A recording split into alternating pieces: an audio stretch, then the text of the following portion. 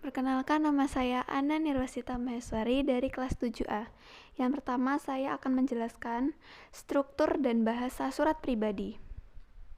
Teks surat pribadi tidak mempunyai standar resmi atau acuan di dalam pembuatannya. Dalam penulisan surat pribadi, penulis bebas akan menulis apapun yang dikehendaki. Akan tetapi, dalam teks surat pribadi juga harus memperhatikan beberapa bagian penting. Oleh karena itu, kamu harus memahami tentang bagian-bagian surat pribadi. A. Tempat dan tanggal pembuatan surat. Tempat dan tanggal pembuatan surat merupakan bagian dari surat pribadi yang sangat penting. Bagian ini sama dengan beberapa surat lainnya. B. Alamat penerima. Selain tempat dan tanggal pembuatan surat, penulis surat juga harus menyertakan alamat untuk menerima. Hal ini sama seperti pada surat resmi. Penulis tidak harus menuliskan nama asli dari kota tempat penulisan. Surat penulis bisa saja menggunakan julukan dari kota tersebut. C. Mencantumkan kata sapaan. Bagian penting yang tidak boleh terlewatkan selanjutnya adalah mencantumkan kata sapaan. Sifat kata sapaan ini tidak resmi atau non-formal. Tujuan penggunaan kata sapaan adalah untuk mempererat hubungan penulis dan pembaca surat. D. Paragraf pembuka. Pada umumnya, bagian pembuka surat pribadi menyatakan luapan isi hati, baik itu meluapkan suatu kerinduan maupun ungkapan lainnya. Penulis biasanya juga memasukkan kalimat basa-basi pada bagian pembuka. Tujuannya agar terlihat lebih akrab karena sudah lama tidak saling menyapa. E. Bagian surat. Bagian ini merupakan tempat di mana penulis surat menggambarkan inti atau tujuan dibuatnya surat tersebut. Suatu surat pribadi wajib mempunyai tujuan yang jelas serta disampaikan dengan bahasa yang mudah dimengerti. F. Bagian penutup. Paragraf penutup dipakai untuk menutup atau mengakhiri surat pribadi.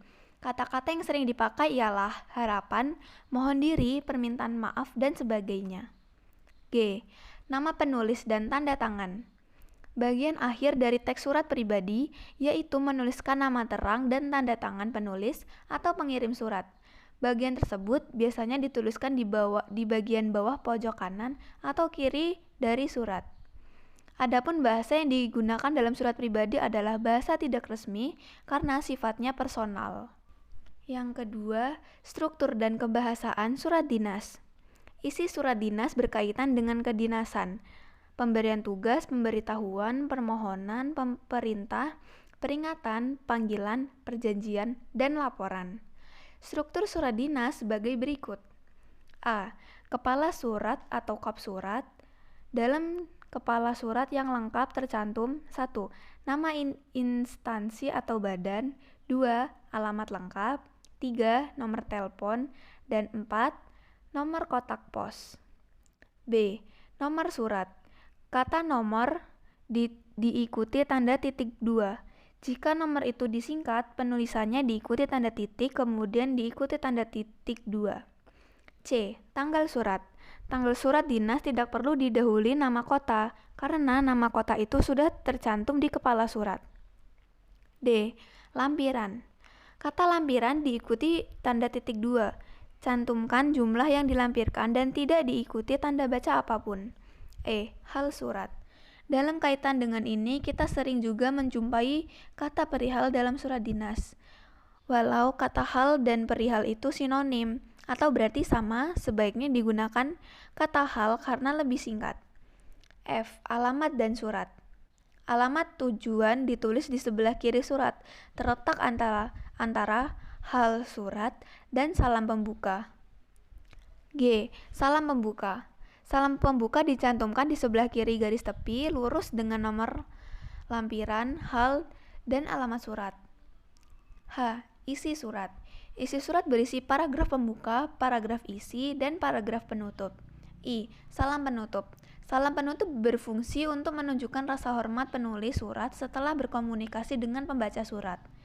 J. Tanda tangan, nama jelas, dan jabatan.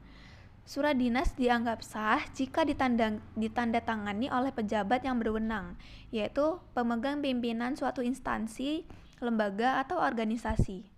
K. Tembusan. Kata tembusan diletakkan di sebelah kiri pada bagian kaki surat, lurus dengan kata nomor, lampiran, dan sejajar dengan penanda tangan surat. Kata tembusan diikuti tanda titik 2 tanpa digarisbawahi. Yang terakhir, I. Inisial.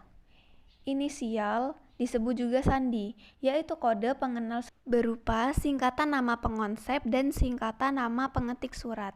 Pemakaian ragam baku bahasa Indonesia dalam surat dinas mencerminkan pikiran yang cendekia dan berwibawa. Sekian, terima kasih.